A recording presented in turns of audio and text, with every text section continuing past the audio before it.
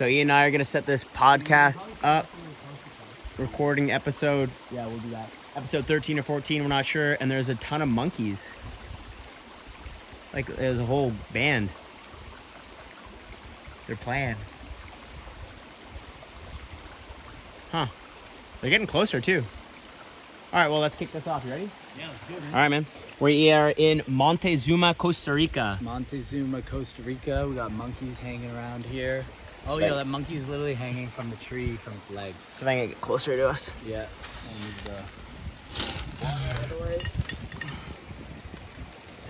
All right, that seems to be pretty good. Yeah. It's got a real How's good, the angle? good close in on your crotch here, man. Yeah? As good as it gets. Yeah, it's not zoomed in or anything. I'm gonna come stand beside you.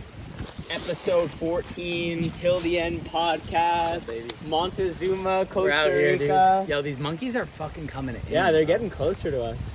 There's like It'll one, two, be three, interesting to see if they 4, 5, come 6, hang 7, out 8, like in the 9. show. Do you think they'll come hang out in the show? They might. There's like 9 monkeys right there. Yeah, we got Bombay Sapphire. It's full of water, but we'll. Hey, we got liquor. Yeah, look at these monkeys, bro. Yeah, we got liquor. They're wondering what's up. They sure. I'm gonna have to check that angle again, but hey. I'm gonna move the cable so they don't.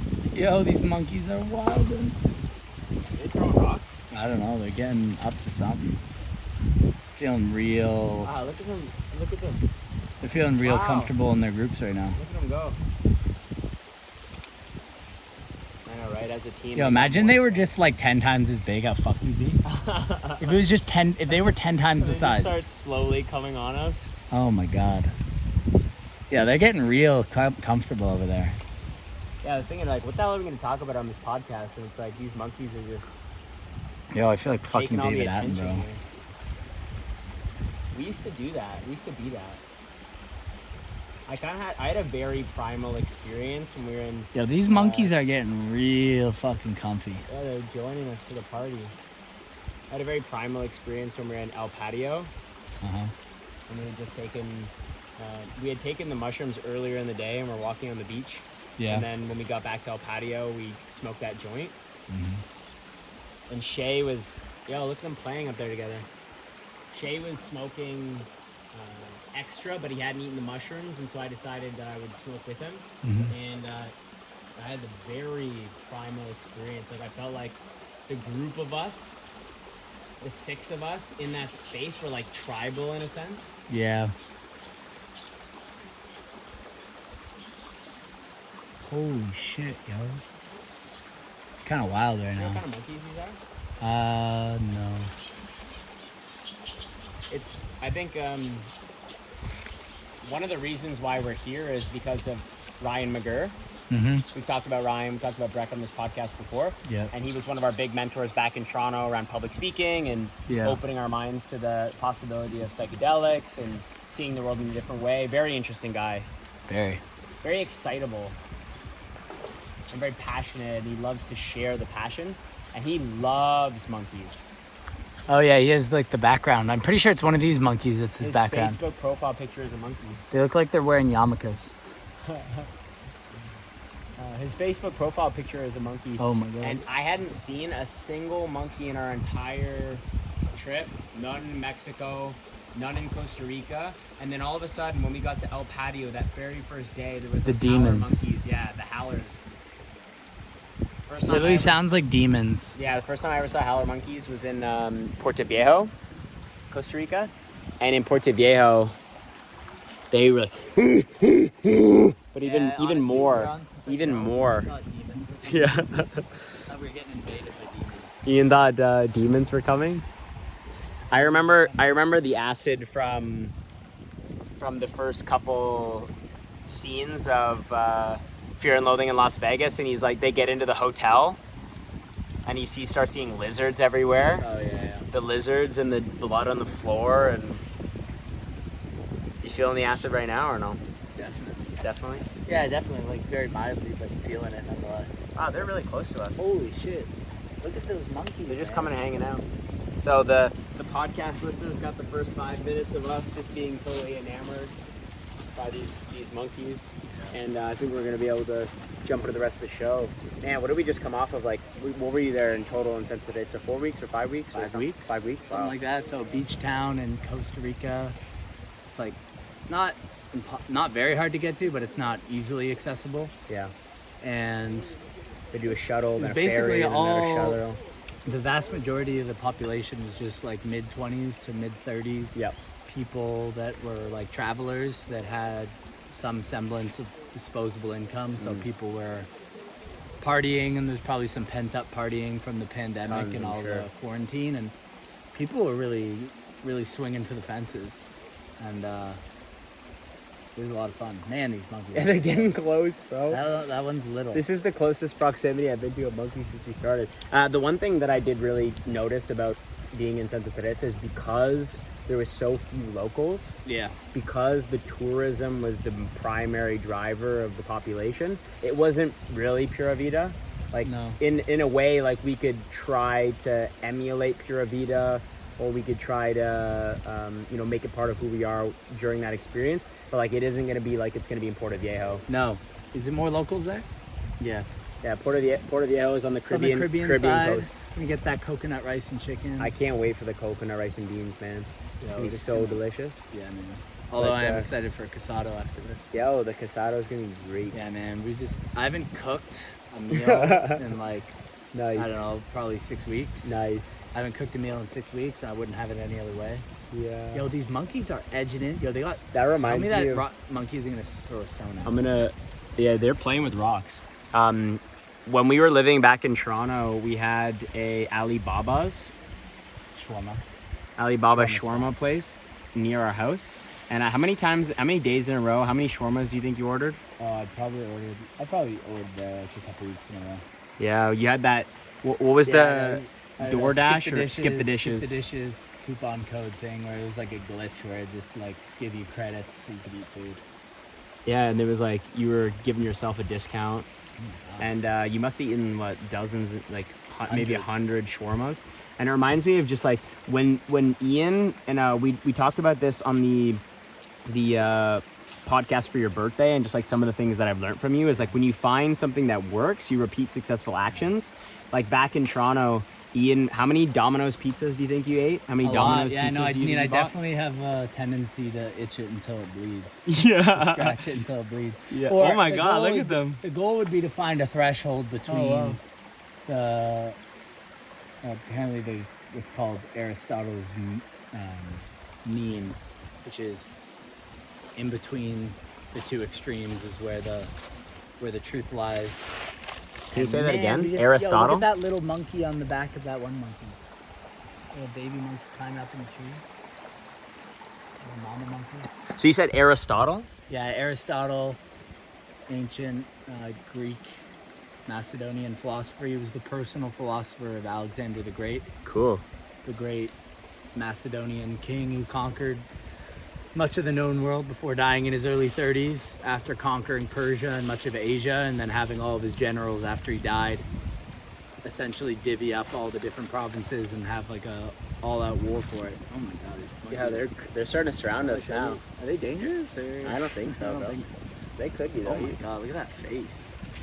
Is this gonna be a usable podcast? Is anyone gonna be interested in this? I don't know. I'm just a little distracted. Yeah. Yeah, well, why don't we just wait till these guys pass by? Yeah, they're doing their... Oh, the monkey's still... He's on his back. I know, it's a baby monkey. Wow. Starting to surround us. So, fortunately, I ate all the clementines. We don't have any nutrition in our bags. I don't think that's a concern. But, like, they're even still all the way back there. I think we should just jump in. Get into the girthy thick of this podcast. Yeah. We're in Montezuma right now, and we looked at each other after this last weekend in Santa Teresa. Mike Maluski was leaving. We had a couple other friends that had just left, and so we were really making the most of that last weekend. Definitely. Squeezing all of the juice possible out of that last weekend in Santa Teresa. Like you said, it was almost like the hero's journey coming full circle on that weekend, like getting closure, being complete. And after doing that, like, you really do need to collect yourself. You really do need to take the time to step back, just like kind of getting back into solitude. Like you said, you like being a hermit every once in a while. Like Yeah, going back definitely. into hermit mode, reading some more books. Yeah, it's been like a lot of wonderful activity, but I need a break from the constant activity. Yeah. I need time to just process, and more than anything just chill, because when I'm always on the move, then I don't appreciate being on the move. Yeah. And when I'm always chilling, I don't appreciate chilling, so I need to find a good marbled balance interwoven between the two, with intervals of longer stretches of each, and varying levels of intensity, varying levels of social interaction, and other different types of people. Yeah, I saw you post that on your Instagram. It was a Seneca quote where he was saying the contrast between the solitude. Yeah, you need to have and a mix of the solitude and a crowd, and they're both a remedy for each other. As the solitude will make you appreciate the crowd, and the crowd will make take away the boredom of the solitude. But you need to have both. I mean, they both act as essentially background context, or background, like the background for the foreground of the one that you're currently experiencing. Yeah, exactly. Otherwise, it just gets blended in as this sameness. Yeah. And that's a huge challenge right now in the world, because most of the people we've seen on this trip have been people that were just fed up and said, fuck it, I've had enough of this. Yeah. I've had enough of the lockdowns. I've had enough of the oppression. I've had enough of being told what I can and can't do, and I'm going to go out on my own, venture out, so that I could experience my nature again, which is to be with people. I think we were talking about this yesterday. Like, I gave more hugs and was hugged more in the last 30 days in being in Santa Teresa than I did in the entire year of being in Toronto and kind of in that pandemic. That says a lot. It says we didn't hug enough when we were living at 2179 still, but just like the amount of social interaction was exactly what I needed. Yeah. No, it was very refreshing to see that. I mean, there was a point that Jonathan mentioned before where we were just all in a group, and I think we had just done mushrooms, and then we were all just hanging out, lounging in this hammocks, in this open concept, like compound type Airbnb, and we were just all hanging out together, which was just so within our nature and should be so regular, but something that's so not been recently. That's why I felt so primal for me, because like Kevin and I, Kevin, if you're listening to this podcast, what's up, baby? Miss you, dude. Those are fun memories. We were just sitting on the floor at El Patio, and we had my notebook open and this red pen that Princey gave me, and we were literally just drawing straight lines and just drawing lines. That was all we were doing. Yeah, just hanging out. And it was just like, and it just felt so good. I felt so present drawing lines. Yeah. And we looked at it afterwards, and it was like legitimate art. Yeah. And now we're out of what was a crazy party experience. It was cool in that the entire town, I shouldn't say the entire town, but a lot of people every night would watch the sunset on the beach, and it was on the Pacific coast where you could see the sun dipping below the horizon. Every night, almost looking like it's falling inside of the water. And we're on the opposite south, so there's a sunrise now here, right? Because we're on the opposite. I think so. Yeah, right now we're facing the same direction that we're going to be facing when we're in Puerto Viejo. So we're in the region of Punta Arenas, which is like a collection of the coastline here on the Pacific side. If you go further, you're in Guadalupe, but we're going all the way to the Caribbean coast. So we're going to take a shuttle tomorrow to San Jose, and then we met a friend in Santa Teresa, Kat. Yeah, we got a ride, so we're going to go from main city in Costa Rica to Puerto Viejo. You don't want to spend more than one night in San Jose if we don't have to. Yeah. Our original plan was that you were going to find some glasses. Yeah, I don't know if there's going to be them in Montezuma. Anyway, we'll keep it directed to the stuff that might be interested to the people. The stuff that might be interesting to the people. I guess we should just start panning these monkeys again. Yeah. I mean, the videos, they really don't do it justice. I mean, it really doesn't. What looks like a mama monkey with a baby monkey on her back. And then we got a monkey that's now 10 feet away, hopping from a tree. Yo, right beside Ian, right there. Bro? Peace in.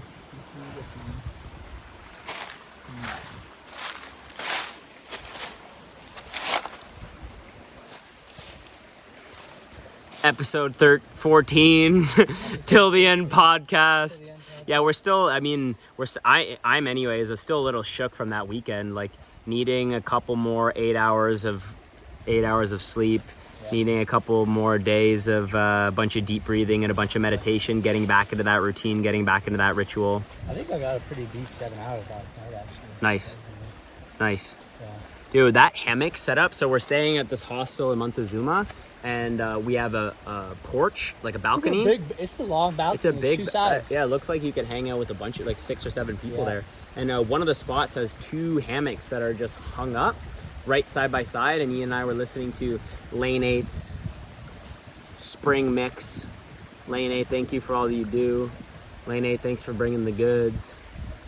That guy's always up and hard and excited about making music, so that was super fun. And we were just reminiscing. You were sharing a lot of your, the philosophy and some of the learnings that you had over the last month. I found you're so great at making people feel comfortable. You think? Yeah, I think so. Think about how many new people we met. Yeah. But like we met new people, but it didn't feel like we had just met new people. Like Yeah. It felt like we could have been friends for a long time. Sure. And it helped a lot that we had shared experience with Mike Maluski. Yeah. But you had told me, and this like really connected with me last night, which made a lot of sense because we talked about Joe Dispenza on this podcast before, and he talks about the quantum field and how there's like different versions of you that are playing out right now. Yeah. And we talked about wishing our past selves well. Yeah. And you said one of the things that really connected you to Shay was like him telling you stories about his life, or like him talking about his life. And so when someone shares a story, you're actually like getting an insight into where they were and who they were and what emotions they were feeling. And we've talked about wishing ourselves well, but when someone else tells you a story, you can actually wish them well too. Yeah, and then touches in, I think music really brings about certain memories. A lot of the things we were doing, it was the one night, it was Shay, Mike, and the other friend Evan, and we were just going around explaining stories of certain songs that meant something to us, and then playing it and listening to it together. And then the concept, the philosophy on it is that music in general, like we're basically getting to create the soundtrack of our lives. So every day when we're walking around or doing work and we're listening to music and we're processing certain experiences, we're seeing it through the lens of creating this soundtrack for it. And then you can probably even think about a song that you've kind of curtailed the meaning of the song to your own life, where if you really put a very examined eye, maybe some of the lyrics aren't exactly even what you're talking about per se, but you've kind of enmeshed and imbued meaning into the lyrics and the song and the melody. Definitely the melody for sure. The melody and like it tries to create some sort of a feeling. Yeah, and you're like resonating in Prince, with. It's like a memory type thing. And anyway, with these, we often, with music, we can have like a song that means a lot to us, but it feels like a very personal experience where you might, with no context, play it for other people, and they're not going to connect with it on the same level that because you've imbued it with. Yeah. So it's almost like an element of a ceremonial magic where everyone comes together. And then you can explain the context of why a song means so much to you. And then afterwards listen to it, and then they can hopefully get some sort of glimpse into the way in which you interpret that song and why it means so much. Do you have a song that you're really excited about right now that you're listening to a lot? I got a Sultan and Shepherd song. Sultan and Shepherd, the assassin. Yeah. Assassin. We made a playlist together. Santa Teresa Part 2. It's funny because it's Santa Teresa Part 2, but really most of my most memorable experiences in Santa Teresa were at El Patio. Yeah. And you said that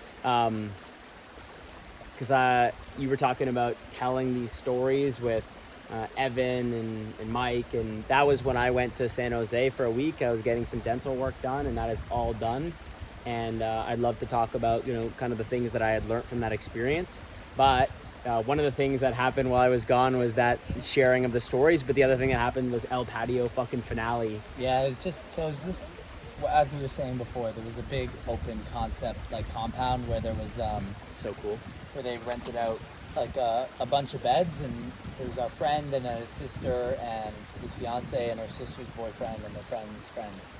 Anyway, they very social people, and they kind of met a lot of people while they were here for a month staying at this place. And then on the last night, the second last night, they threw a big party on a Saturday and had probably like close to 200 people in there. That. Yeah, it was like close to 200 people, and they set up speakers and lights and DJ equipment, and it was a lot of fun. It was crazy. And then we were wearing these sunglasses, these John Lennon looking Chad Lennon glasses. Chad Lennon. And went around the party and put the glasses on, like had like 20 to 30 people wear the glasses and take photos in them. It was pretty funny. It's funny. Yeah. I saw the first one with John Bang on your Instagram, and then I saw the next one with Emily, which is his girlfriend. And then I thought to myself, that's funny. And I saw the third one, I'm like, what is happening right now? And then I saw the fourth and then the fifth, and it's fucking hilarious. Yeah. So funny. Like after I saw the two, I was like, all right, dude, like, what are you doing? Yeah. And then when it was 7, that makes sense though, because you got to dive deeper into the joke. Yeah, you got to go deeper into it, and then it's just like a way that everyone's included and it's fun, and then everyone gets like their second in their silhouette in the spotlight for a moment, with the attention on them, and then it's like a collective, mutual thing, and then everyone can kind of bring their own interpretation onto it. One of the things that we've talked about on the show before was actually some of the early episodes when we were still at 2179. Was about kind of the sacrifices that we made to be able to make a trip like this possible. Living in a basement apartment, saving a bunch of money, and more than ever, I'm realizing that money doesn't matter to me at all. Yeah, it's not. I mean, it's not. It's really. I mean, I think people get weird with money and they start equating it, like they get down the rabbit hole of like it doesn't exist at all.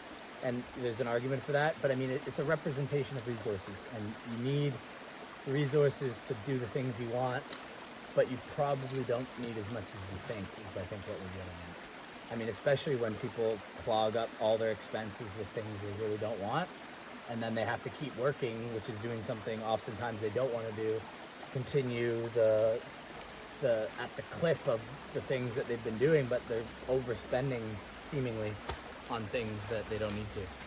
Yeah, like virtually all of the places that we've stayed at this point have been hostels, and you can kind of leverage the fact that the hostel has a lot of resources, and so they set up a really beautiful spot. Like as an example, all the Salinas that we've been to have been beautiful, and it's just like this dope area, this dope pool. We only have to pay $20 a night or $15 a night, and we get all of these accommodations, all of this situation. And so I'm just realizing as we're going through this trip, like I really don't need as much money as I thought I needed to do this stuff. Yeah. And the other thing I've been thinking about is just using it as a tool to appreciate. Like if I'm going to the grocery store and I'm going to buy an orange, I could buy 3 oranges because I'm going to see someone in a minute and I can appreciate them with that orange. It's just a tool for appreciation. Sure. Like you were saying, it's just a resource. Yeah. It's like you were saying. Give the context on appreciation. I think out of context, appreciation means something else. You think so? I think so. What do you mean by? No, I just mean like explain your context of the word. It's not that don't use it. I'm just saying explain the context. Yeah. Because most like the connotation of appreciation is going to mean like the definition, and you mean it which is great. I'm not saying don't use it, but explain the context. It's like explaining the story so you know what I mean by. I hear what you're saying, but I don't think it's that complicated. It's just like using the money as a tool to appreciate people. Yeah. And like the the fact that I didn't have to set up the restaurant or order any of the staff. If it goes back to Ian saying he hasn't cooked a meal in 6 weeks. In 6. Should we spark up the joint? Yeah. What are we talking about? Yeah, we haven't. Who are we? Dude? I broke through with weed at in Santa Teresa. Guys getting antsy over there, so just fucking waiting for this. Not even that. It's marijuana. Just, we did a podcast earlier with one of our old roommates, Bo, and I had smoked weed right before it, and I got so in my head that I think we would have ended up like posting it. But then I got my laptop's on. But yeah, so we're gonna, but with weed, in the past, it's kind of made me get in my head. But then I realized that I can just not. I just break through on the weed, and I think there's like a thinking about thinking process that comes to it. So it gets to a point where it's so much with the thinking where you just have to completely let it go. Oh, Yeah, you got into it already? Pardon? Oh God. Well, I rolled it this morning. No, I'm not. I'm not criticizing. I had to test you the fucking tried dude. to I had leave it to. out I had me. to. I had to test. You gotta test. I had to test. That was we smoked last night. We're reading. We're reading Fear and Loathing. Fear and Loathing in Las Vegas. Yeah. I grabbed it for Ian. I don't know. It was a couple years ago. Yeah. It used to be my brother's favorite movie, my brother's favorite book, and Elric, one of the guys we were staying with when we were at El Patio, it was definitely inspired him in his life. Yeah, but just take a little. It's just hilarious. This is the back of the book. It says, "We had 2 bags of grass, 75 pellets of mescaline, 5 sheets of high-powered blotter acid, a salt shaker half full of cocaine, and a whole galaxy of multicolored uppers, downers, screamers, laughers. Also a quart of tequila, a quart of rum, a case of Budweiser, a pint of raw ether, and 2 dozen amyls. But the only thing that worried me was the ether. The ether. There is nothing in the world more helpless and irresponsible than a man in the depths of an ether binge." That's funny, So and that's taken from like one of the very first pages of this book. And then like one of the next lines is like, "But we're gonna get into ether very quickly." Yeah, I mean, basically it's these 2 dudes. Sounds familiar. Raoul Duke and that are Dr. just- Gonzo. That are just traveling and doing drugs, so it's not too off track. Yeah, I think one of my favorite lines was that first book where it's like, they were totally dismantling themselves. They were on like acid and ether. Do you know what amyls are? Do you know what that is? I never looked at it. So apparently it's something you like snort it like for. I don't fucking know it. They got amyls. They're in a whole they nother were, level. They were talking about how like when they were doing the mescaline and they were doing the ether, they needed the uppers of the amyl to keep them going. It's just funny how they had like a specific cocktail, like they had to concoct it in a way that made it doable. Like you can't smoke, and it keeps coming out. Yeah. But it was just funny because like they were getting so messed up. But the reason that they were doing this because he was going to Las Vegas to write a story about some massive race that was happening. So when I originally read it, I didn't even journalist. realize that it was actually just like his Doctor of experience. I thought it journalist. was like a novel, and they might in some way slap novel on there from a legal perspective, but like it's definitely his real story.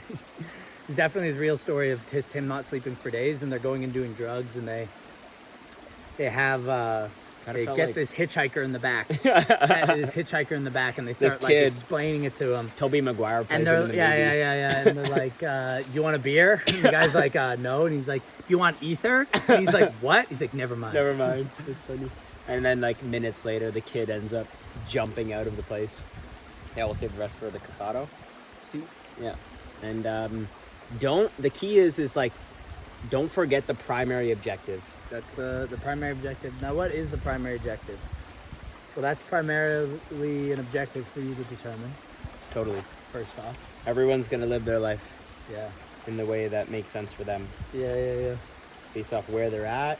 Yeah. Like people keep saying, like, especially like men on our men's team who maybe have families right now and they like living vicariously through us. Or as an example, like my sister has 3 dogs now and a boyfriend, just bought a house, and like so like me even inviting them is a little bit insensitive because just like the timing actually doesn't make sense. They've chosen a specific path. So listening to this, you're somewhere in your life. Yeah, I've chosen open paths. Yeah. I've chosen to stand in the middle and have unlimited doors to walk through. Yeah, man. I mean, I think there's a time for that. I just think there's people that commit to a path with after seeing like maybe 2 or 3 paths. Limited information. They see a handful of paths and they're like, well, I mean, yeah, you can be happy with anything, but I personally choose freedom and all its limitations. And we're only 26 and 25. Yeah, so like it really takes like the prefrontal cortex, which is like analytical thinking, rational thinking, decision making. It's wrapping itself up now. It literally is just. So we're just about to get clear-headed. Just coming together. Past the ether. Yeah. Past the mescaline. Yeah, and that's why it's like it's wild how much pressure we put ourselves through in high school.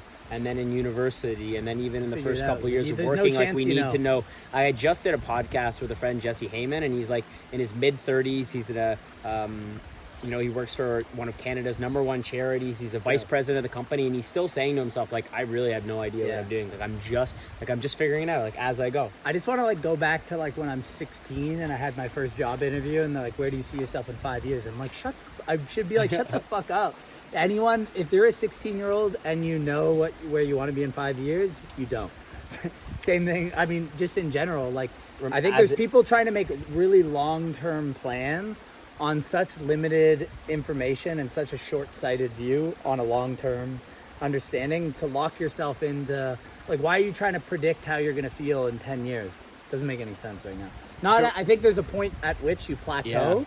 Your transformative years have started to plateau, and you've tried a lot of the things you'd like, and you've made a decision to reject other things and focus on a couple different areas. And then at that point, you're going to stay there, and you kind of have an idea of where it's going because you're happy about what you're working towards. Mm-hmm. But I think it's just such an affliction. I mean, a lot of it stems out of resourceful scarcity, where you've always been working or just trying to get by, and then it's just a get by mindset instead of like what I can do.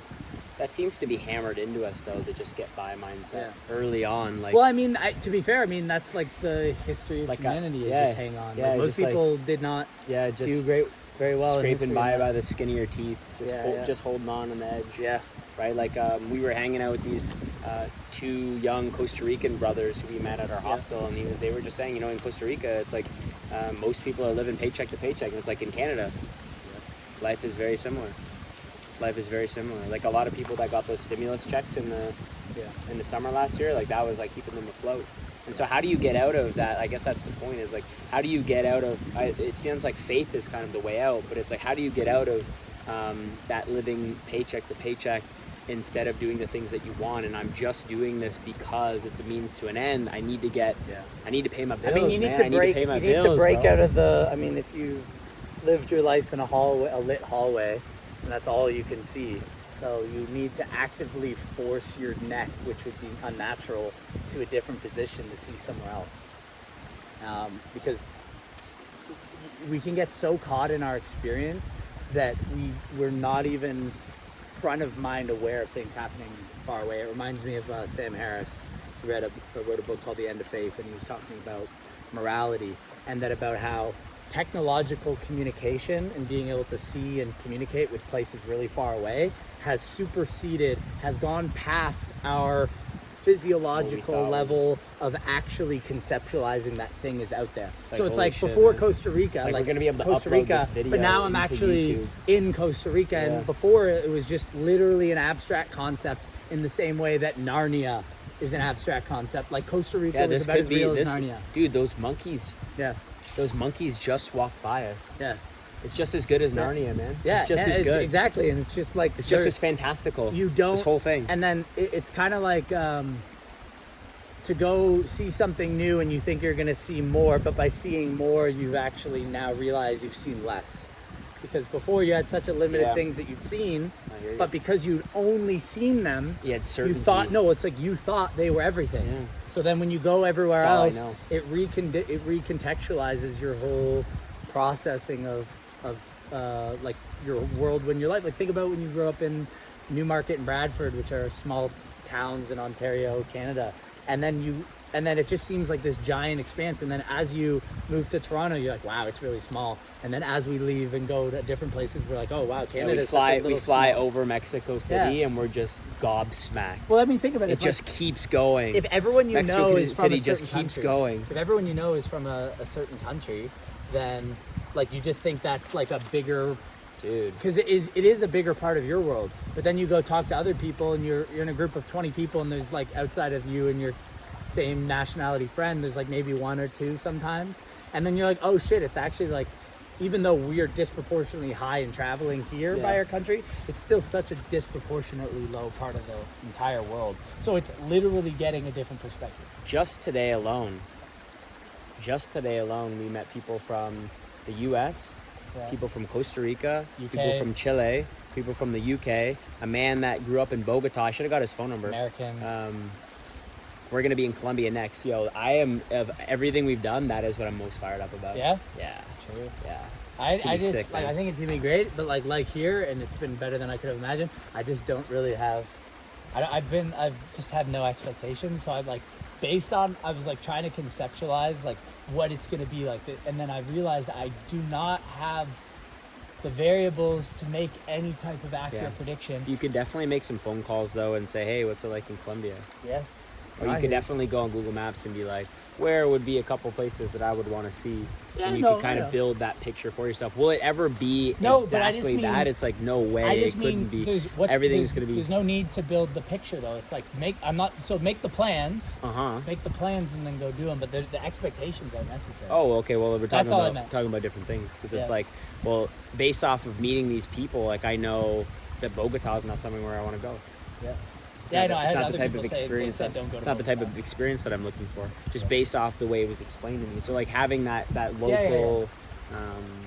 You know, we have friends now. Eleanor has some friends in Colombia right now. So like hearing about how excited they are for their trip is exciting me. That's all. It's gonna be exciting just as we get friends like so many different places around the world, and then when you can vouch for someone and they can vouch for you, and then just the doors that opens up, which is something we've been talking about a lot. Yeah. In Landmark, one of the concepts, it's a personal development program. We've talked about it on this show before.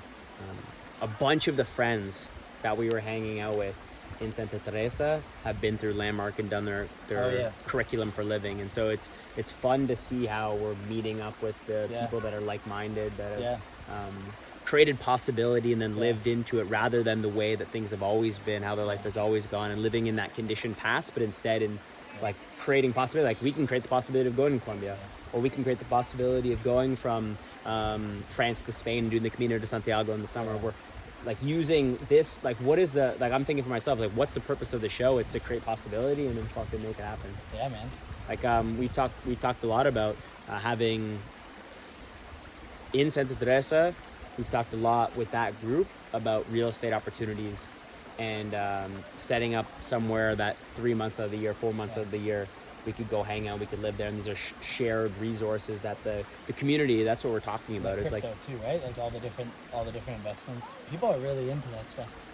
Yeah, they're fired up about it over here. Yeah. So just like living into those possibilities, like how cool would it be to have somewhere where we could come to whenever we wanted to, like in Santa Teresa, like knowing how cool of a place it is to live. Yeah. And like the key is like I could only have so much purchasing power myself, but when Streka is involved, when like a higher entity is involved, where there's shared resources and we can pool those resources, we could. It's like it's where the gestalt comes in. It's like we're better together as a team, we're stronger together as a team. And these possibilities can actually exist and be possible, and we could totally realize them.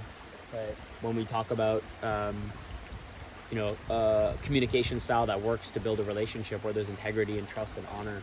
And we like, there's a lot of people from Santa Teresa that I would say I trust and would work with. And want to have more shared experiences together. Yeah, and then it's like everyone doing different things too. Totally. Yeah, and like coming together, and I mean that's why you said better together. It's doesn't make sense if one person, like we had a friend in Santa Teresa who's really like a professional chef, and he likes cooking a lot. John Bang. And one night we had a dinner where like everyone pitched on the money for the food, but then he cooked it for everyone, and other people did different things. And it's like if there's someone that's really good at cooking and they enjoy it, then it doesn't make sense for me to be the one cooking for that group if there's something else that everyone could get contributed to by that I can do and I like. And then it's just everyone finding that. It's like... Yeah, and if you want to help them with some of the spices, like, go for it. Yeah, of course. I don't want you putting anything in an oven, man. Me in an oven? No, I don't want you putting anything in an oven, dude. I'm a good cook, dude. I make... When I eat... Oh, man. Foot Hitler, though? Foot Hitler? Foot Hitler, dude. Oh, dude. Foot Hitler's putting... Foots in the ovens for sure. I totally forget. That was so funny, man. I forget that joke. It was tip of the spear at the time, man. Definitely. It was tip of the spear at the time. Yeah. That never actually made it into oh yeah, we didn't. Yeah, I mean, fair enough. Yeah. And we had music blaring. Dude, the music was so loud. When I rewatched that, I was like, shit. You're That like, being said, I did upload them to the drive, so they are saved. It was definitely Hunter S. Thompson's. Yeah. Yeah, I guess one of the last things that I'm interested in verbalizing on this show is something that we floated and discussed, and I want to make an agreement around. Is when we started, I remember sitting at the headquarters, 2179 Dundas Street West, in the basement. I was on the stairs, and Ian, I don't know how we ended up fitting that chair. Yeah. It had wheels, and it was a big like desk chair, black chair. Ian was sitting on the desk chair, and we were talking about this trip. We were talking about the podcast specifically, and made an agreement to do one show per week. And I don't know if it was till the end of April, was it like for the 26 weeks or whatever it was? Or we were supposed to have 26 episodes. I mean, I'd say what we can still do is we're not at 26 weeks, so we can figure out how many weeks. I mean, I guess this is what, 13? So we're halfway 13. through. Y'all so are yeah, 13 halfway. or 14. So we got to do We appreciate 13 you in the jumping next. in here. This is fun. We need to do 13 in the next like 2 months or whatever. So it's just like a matter of like we'll just do that for the sake of doing it. So we just gotta make it up. I think we've discussed this before, which is like make a commitment that works for both of us, and because the whole point of commitment is that you do it even when the feeling isn't there. Yeah, and then therefore it's like also then not getting so excited in a certain feeling that you're not making decisions based on how you are feeling most of the time. So it's really, I mean, if you're failing on every goal of what you're trying to do every day, then you're making the wrong goals. Period. Because obviously it's too hard. You got to find the balance where sometimes you win, sometimes you lose.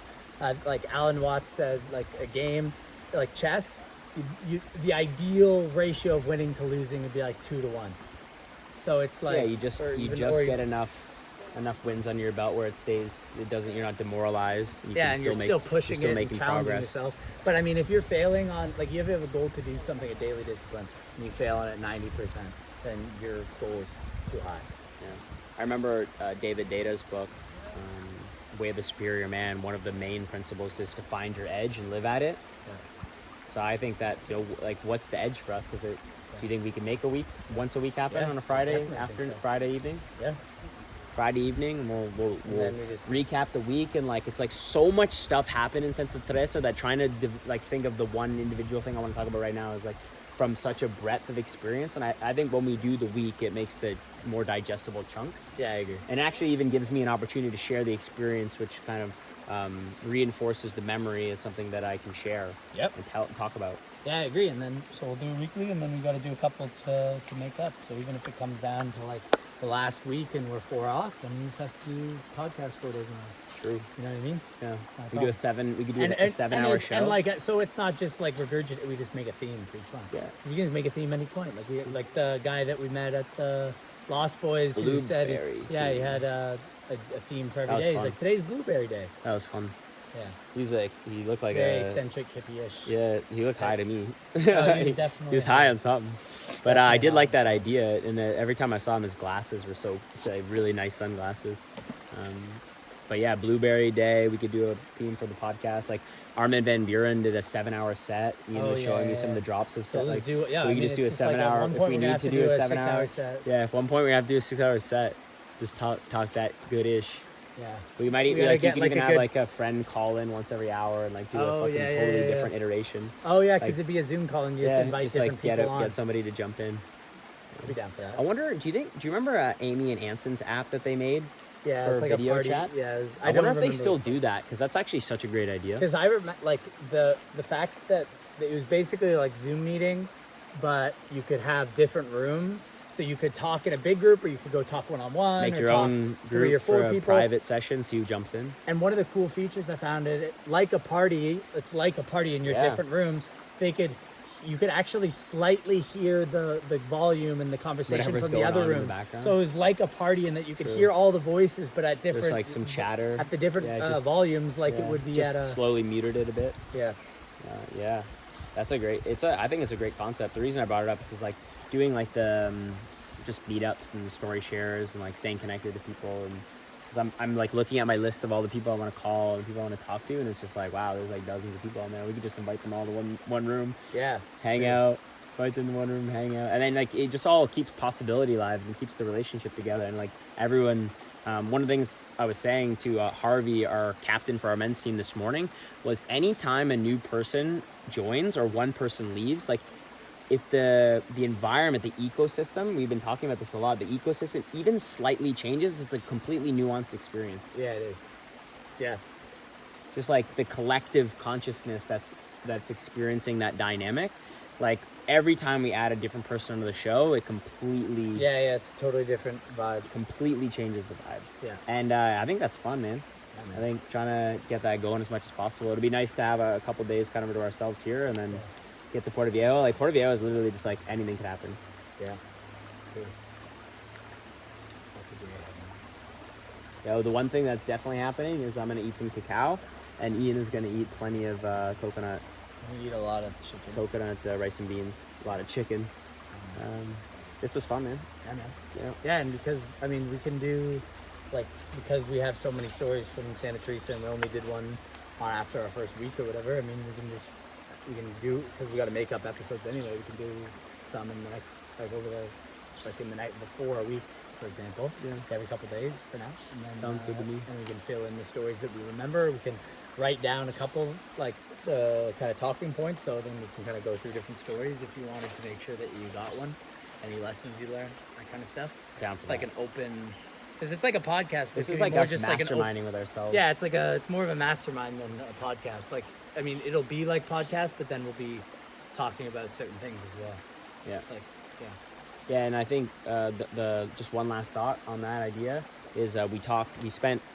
It's funny how like last night could have been the podcast, you know what I mean? Where we were just like shooting the shit and recapping what happened in Santa Teresa, just Ian and I just chilling on the hammocks. I think you grew a lot, like in a very positive way, over the course of the last month. Like we were just sharing that together last night, where Ian was mentioning like you really feel like he grew and he transformed, and it was the hero's journey all in that experience. And like when I think about the man you're becoming and what that experience, how it's treated you. I mean, like it couldn't have. I mean, all the ups and downs included. No, I mean that was the thing that got the near the thing is near where the understanding is the deepest sense of misunderstanding. Like that is where the tip of the spear, for not just like holistically, but for your own personal consciousness, the tip of the spear, something new, is surrounded by a lot of unknown and so like the comfortability is most starkly felt right near the uncomfortability. It's the edge thing. Yeah, Ian and I have been talking a lot about like creating order and chaos, and how this trip and traveling and keep moving from spot to spot like forces you to learn how to do that for yourself. Yeah. And it seems like one of the ones that you need to do most often, and that is the most helpful, is just like creating order is you choosing your context. Yeah. Like you've been saying over the last couple of days, like if you say something about truth, if you say it the right way, or as Terrence McKenna is like, whatever you think is true is if you know how to say it the right way. Something like that. Yeah, if you learn how to say it the right way. And so it's like the story you're telling yourself is either... This is what we were talking about last night, about like really enjoying yourself, and that it's actually in the best interest of everyone for you to thoroughly enjoy yourself. Yeah. Because when you thoroughly enjoy yourself and you feel good, then other people are going to take notice, and they're going to want a piece of that. Like success leaves clues, both intentionally and unintentionally. I agree, man. Yeah. I agree. I think it depends on the way you approach it, because like thoroughly enjoying yourself could also be like very selfish, but it could also be very generous. It could, right? Like it could be greedy. Like it could be like mine, me. I want what's best for me. Or it could just be like, as long as it's not. I guess as long as it's not hurting anybody. As long as it's not making anyone's life worse. I guess my point is like that. I think people get too short-sighted on like what is best for the world might not be you doing anything directly best for the world for 5 years. Like it might, but it might not. I'm just saying, like that's maybe the wisdom that you need to acquire, that you're getting pulled towards, and that's going to help people, goes off the regular course. So it's not always. I don't think point A to point B is necessarily always the way contribution happens. And I think there's so much pressure on people to jump right to the thing, and it's to me it doesn't make sense, because this is where it's the running the leg of the race. It's like the helping people comes in many different ways, and it isn't. We don't need everyone feeding the hungry, and like we don't need every person solving cancer, and we don't need every person doing this. But you know what? The people that have cancer, they need food, so they need different people to do that. They also need to be entertained. So I think it's just, that's why I think following your bliss and wherever. I couldn't agree more. Yeah, because you're contributing to, you don't need to be like you're one of the dominoes. You don't need to be the domino. You don't need to be the first domino. Like, there's so many. But what I'm saying is like a baby is enjoying himself in the sense that he's sucking on the tit and getting as much out of it as possible. Yeah. And it's like, but it's also you can do it in a respectful, responsible, generous way that you're appreciating everybody for their contribution as well. It's like, it's important to enjoy yourself, but then it's also like, what are other people enjoying? Yeah. Right. And acknowledging them for that and appreciating them for that and making them feel like what they're doing is actually making a difference, because it does. It's like selfishly taking versus like, I guess that back to that is like, if you're really enjoying yourself, why wouldn't you want to appreciate? Well, I think what I'm saying is by you enjoying yourself, you are appreciating it. That is appreciating it. It's like we're almost like where everyone's getting so close to the finish line, they're like almost got the thing, and now they automatically start to have to fucking make sure that everyone agrees. Or like, I don't know, there's just like, I always think that there's just, I think like you just like hang in there a little bit longer. Like there's more. Yeah, man.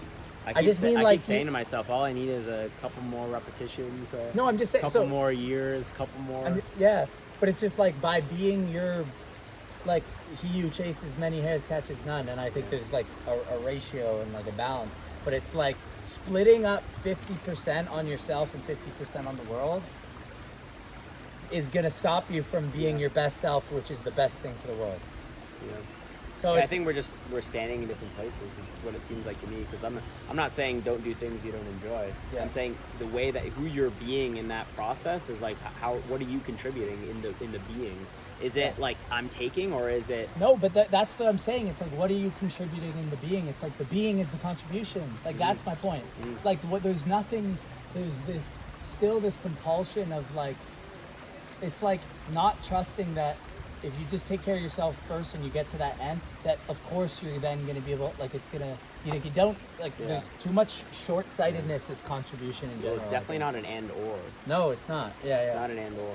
It's not black or white, it's in the gray, and it's just, but I agree though, like being delighted is how you're going to delight anybody else. Yeah. Right? How are you going to delight someone if you're not essentially, Alan Watts says, delighted yourself? Meet someone, they're like, hey, how's it going? They're good. It's like, what? This fucking kid's starving right now. Why are you enjoying yourself? Yeah. Alan Watts talked about that, or I think it might have been Ram Dass, where it's like, you know, how can you be happy when you know there's children, there's babies dying right now?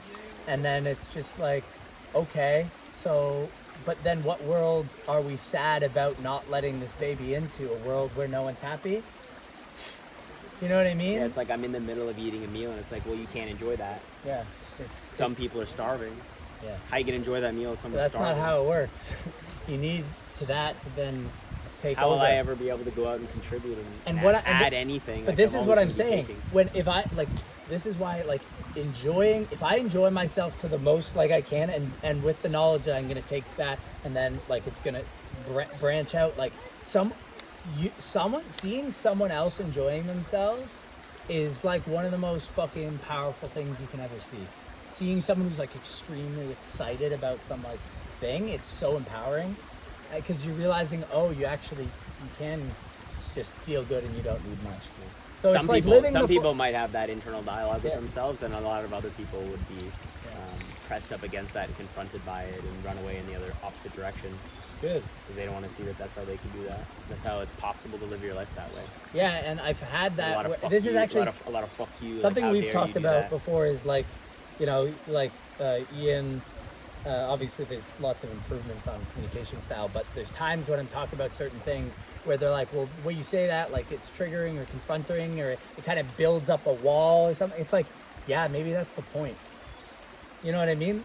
Like maybe, and not trying to micromanage the perfect way to communicate. Like maybe they need the art form of a certain communication is to actually reveal an innocuous trigger that just makes them become something they're really not. Like they just got consumed in this thought, and then they like you get slapped into the awakening by seeing something so like it's literally curating a contrast of emotion.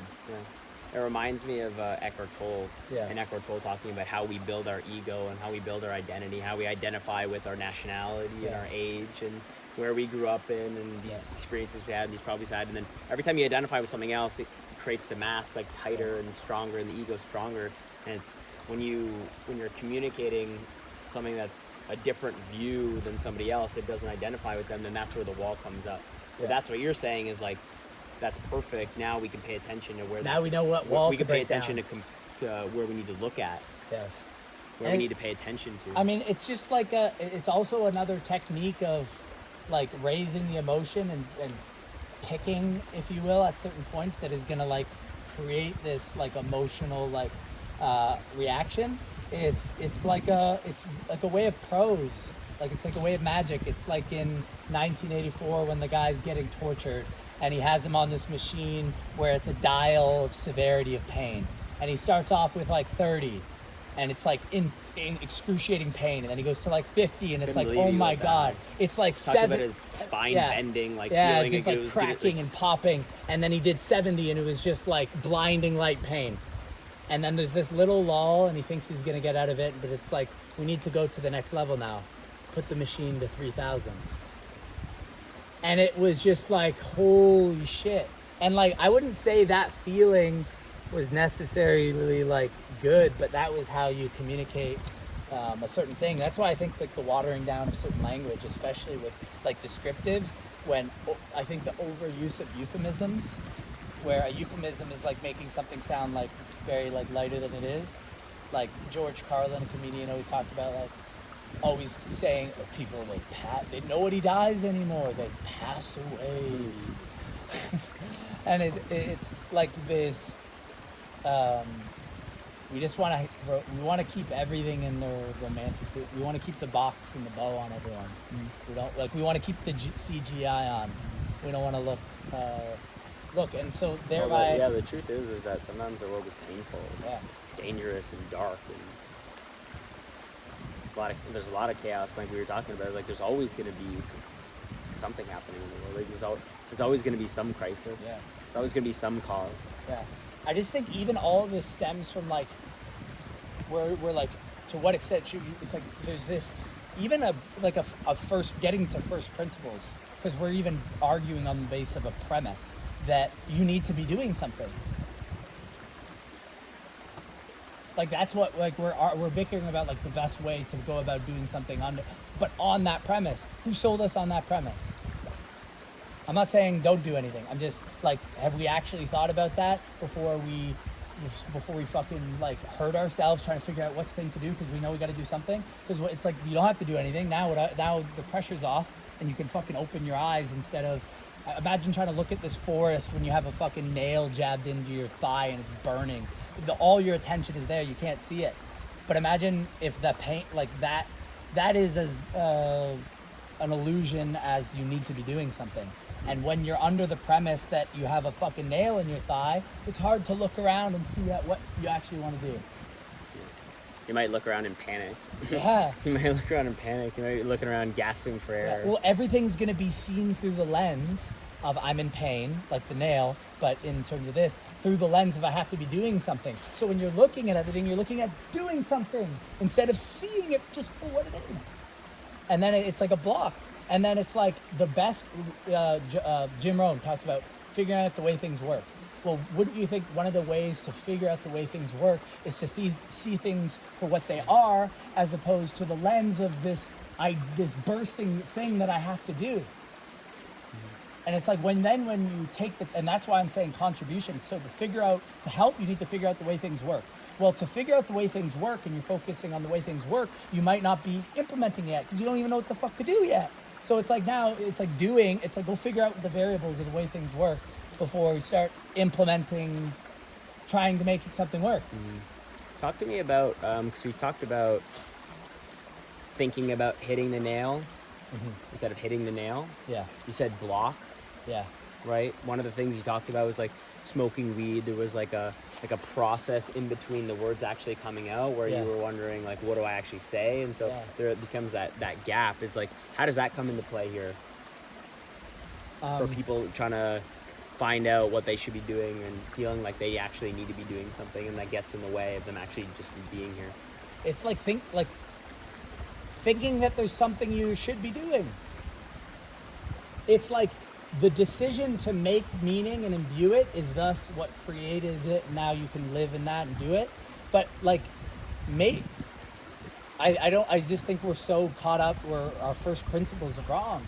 Like right from the outset, like the decision tree, and you got to get somewhere, and you think that south is east.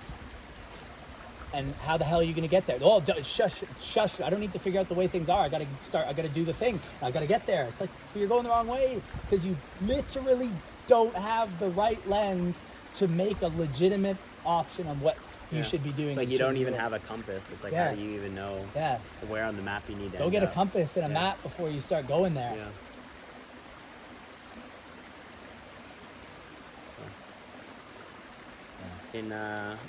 With that in mind, getting a compass, getting a map, we're also baking our own pie.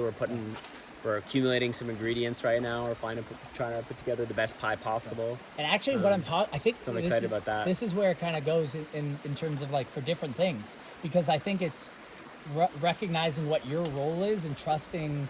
Like I wrote that faith is trusting that following your bliss is going to take you where you need to go. So what I'm talking passionate, maybe that only applies to me and some other people who are trying to focus. My bliss is in this very certain area, and because it seems like it's not directly contributing in certain ways that other people think, they keep fucking telling me I'm like, they're basically blaming me for being like hedonistic and indulgent, as if I'm not fucking working on my piece of the pie. Mm-hmm. And then for me, it's like recognizing that other people don't need to go down. Their bliss isn't going that deep down the rabbit hole that I'm going in certain areas. And they found out their leg of the race is already an established system that they can more so plug into. Or something. Why do we feel the need to judge other people for how they're living? Because we want to reinforce the way we're living. So I don't like everything I'm talking about is more like that applies to me, but then that from my perspective for myself, and other people are going to have their own. So that's why it's like me saying this, but I think that everyone should have the right to make mistakes if they want. I don't think I should be like, you had the compass wrong. They're like, I'm going even though you're telling me the compass is wrong. Imagine if I'm not going to stop them. Yeah, but how do we know it's a mistake at all? Yeah, Wasn't that exactly how it was supposed to happen? Yes. So it's just like, and that's why the surrendering to your nature. And I think there's... How does someone figure out what that is? Do some psychedelics, smoke that weed, read some philosophy, especially the dead people. There's some really good dead ones. Yeah, talk to me about that. It was funny. We were hanging out again with these like young Costa Rican, good head on their shoulders kids. Two dudes. I think the young one, Lou, is really lucky to have an example in his brother that cares about personal development and wants to take care of him, do well, go in the right direction together. I was telling them, they were like, yeah, what kind of books do you like to read? And then Iain was just sharing how he's tries his best to read only dead people. It's funny because I actually don't, but that's just the books that come into my. I just mean I'm not on doing Jordan's list. Like it's like Jordan Peterson's list. Like all the people. It happens to be there, but that's not the part. That wasn't the ticket. That wasn't the reason I bought the ticket. I bought the ticket. I literally was just following what I thought the best ideas, and then it just getting pushed in a certain direction. Yeah, well, once you're there, it becomes so self-evident. Yeah, right? But like, for example, these guys are the best. But for example, I listen to Jordan Peterson and like Joe Dispenza. Or like obviously we do, and it's just following where the information is that you're interested at this stage. It's like people are like, are you doing something selfish now? It's like, yes, but that's now. Yeah. Like everything's gonna change. All of it. None of it's gonna stay the same. So it's like making such fixed plans just, I don't know, it's not within my nature. That's for sure. And whenever I do it, I'm not happy, per se. And that, I'm not saying there isn't like, you start like go deep into that, and that's why I'm doing all the meditation and slowing down. One of the analogies I really like is Alan Watts is talking about, I think the word he used was whirlpool, and he was like walking by this like creek every day, and every day you walk by the creek, you would see the same whirlpool. It'd be like the water pooling in and then draining down to a lower part in the creek. And he was saying every day you walk by that whirlpool, if anyone was to ask them if he knew what that whirlpool was, he said, yeah, it's over by that creek down there. But if you think about nature and you think about movement and you think about energy, that whirlpool is never actually the same. Yeah. It's never actually the exact same water moving the exact same motion, the exact same place. So it's constantly in motion. He says we're the same way. It's like you could be, a completely different person tomorrow than you are today and want to do something completely different. Yeah. Like from moment to moment. Yeah. I had that very similar thought around like the water. So we're outside in Costa Rica right now, and we were just by a waterfall. And I remarked about how, if you could try and light it and get something, I couldn't do it. Couldn't get close enough to my face, but we're by a waterfall. And I was remarking at looking at nature from the standpoint of the naked eye. I'm something that is extremely fixed, like these mountains and these rocks, by something that's so fluid, like the whirlpool, like Jonathan just mentioned. So, but then ironically, so is the rocks and the mountains and the trees and everything. They're part of the they're moving just as much. It's literally just a level of magnification that the water is moving, contrasted by the rocks. But all of it's moving. It's all a living organism. We're all one continuous process with it all. Like it's literally, you're all, like all of it. I remember Alan was talking about like a beam in one of the shows he was performing in. He was lecturing, and he said, this wall right here, this beam that's in the middle of the room, if you see this nut and how to design it, he said, if this was different, then you wouldn't be how you are right now. Yep. It's like maybe there wouldn't be like you turn into some foreign alien or something like that. Oh no. Might not turn into some foreign alien or something like that, but like it couldn't be the same. It couldn't be. It's all exactly how it is. I wrote down last night something along the lines of like, it wouldn't have happened the way it gone if everything didn't happen. I know, all of it. Like, if everything didn't happen, yeah, and that's it where wouldn't be this. And this is like the realizing, like the great starting and end point, because it's a fluid motion. Getting to the point, like I think we need to come to terms with our past. We need to from landmark we need to be complete with our past, I think. Because it's really hard, even if you're back subscribed to the I'm going to get somewhere model, it's really hard to get somewhere when you have the arrows or the spears or the backpack and all the baggage of life weighing you down. Because we want to predict the future, but the whole point is that it's spontaneous and we can't predict it. And we're trying to we're constantly projecting what's going to happen in the future based on the past, but it's not the same. And it's going to change. Like, It's all gonna change, eh? all going to change, man. You good, man? Yeah. You good? Okay. Yeah. Sounds good, man. Yeah, you? Yeah, no, good. Is there anything you need in order to get completion from this podcast? No, I'm good, dude. Yeah. Shit, bro. Are we going to Puerto Viejo on Friday? Friday. I don't know how long it takes to get there. I just wonder if we could do the first podcast this Friday. Oh, yeah, maybe. But yeah, so we get leave tomorrow morning shuttle, night in San Jose, and then 11 a.m. on Friday we head to Puerto Viejo. First things first, though, we're getting a casado. Getting a casado for sure. Getting a casado. You dumb? We met this really cool pair, this duo that are from Chile, Julio and Federico. Yep. And it was good to see them today. Yeah. Shit. Good to see them. Well, Fun times. Hopefully we'll see Federico in Colombia. Yeah. He's gonna be there in Bogota. This is Raul Duke and Dr. Gonzo. How deep did we get into this? I have no like idea. an hour. An hour? Yeah. That's pretty good. Raul Duke, Dr. Gonzo, and as your time to warm up. As your attorney, I highly recommend the Pescado Casado. I think I'm gonna go for the pollo casado, and then I'm gonna pollo. add the salsa, the pulled pork stuff, or that beef. Nice. Beef and Getting chicken. stewed beef and chicken casados tonight. Soda artesana, and just doing our best out here. That's all we can do. Doing our best out here. Peace. All right.